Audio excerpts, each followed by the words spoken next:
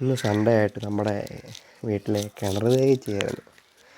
കാരണം എന്ന് വെച്ചാൽ വെള്ളം പറ്റാൻ തുടങ്ങിയായിരുന്നു. എന്നാൽ പിന്നെ ഒന്ന് നോക്കിയേക്കാമെന്ന് വിട്ടു. അപ്പം വെള്ളം പറ്റുന്നതിൻ്റെ പ്രശ്നമല്ലായിരുന്നു, മോട്ടർ താത്തു വെക്കണമായിരുന്നു. മറ്റേ പാളക്കുഴിയിലായിരുന്നു വെക്കേണ്ടത്.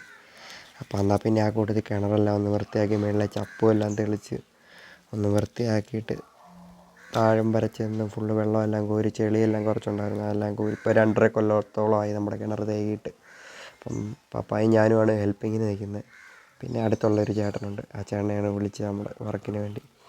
ഫുള്ള് നമ്മളതെല്ലാം വർക്കുകളും കാര്യങ്ങളും എല്ലാം ചേട്ടൻ നല്ലതായിട്ട് തന്നെ ചെയ്തു. പിന്നെ താഴെ ചെന്ന് പാളക്കുഴി ഉണ്ടായിരുന്നു, ആ ചേട്ടൻ നിന്നിപ്പോൾ ചെയ്യുന്ന സ്ഥലമില്ലേ, അവിടെയാണ് പാളക്കുഴി. അവിടെ എല്ലാം വൃത്തിയാക്കി ആ സ്ഥലത്തോട്ട് മോട്ടർ വെക്കാൻ വേണ്ടിയുള്ള പരിപാടിയായിരുന്നു. അപ്പോൾ നമ്മുടെ കിണർ തേച്ച് എല്ലാം കഴിഞ്ഞു. അത് കഴിഞ്ഞ് മോട്ടർ പാളക്കുഴിയിലും വെച്ചിട്ടുണ്ട്.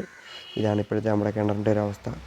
കിണർ തേച്ച് കഴിഞ്ഞിപ്പം ഉറവ വരുന്നുണ്ട്, നിങ്ങൾ കാണുന്നുണ്ടോ? ആ വരുന്ന ഉറവയാണ് വെള്ളം. അപ്പോൾ 2 ദിവസം ഇനി വെള്ളം കോരുന്നില്ല.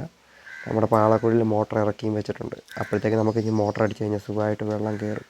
ഇത്രയും നാൾ മോട്ടർ ഇരുന്ന് ആ മേളിലെ തിട്ടയിലായിരുന്നു, അതുകൊണ്ട് നമുക്ക് വെള്ളം കയറാൻ പ്രയാസമായിരുന്നു. അപ്പം അങ്ങനെ നമ്മുടെ കിണർ തേച്ച ബ്ലോഗ് ഇന്നത്തെ കഴിഞ്ഞിരിക്കുന്നത്.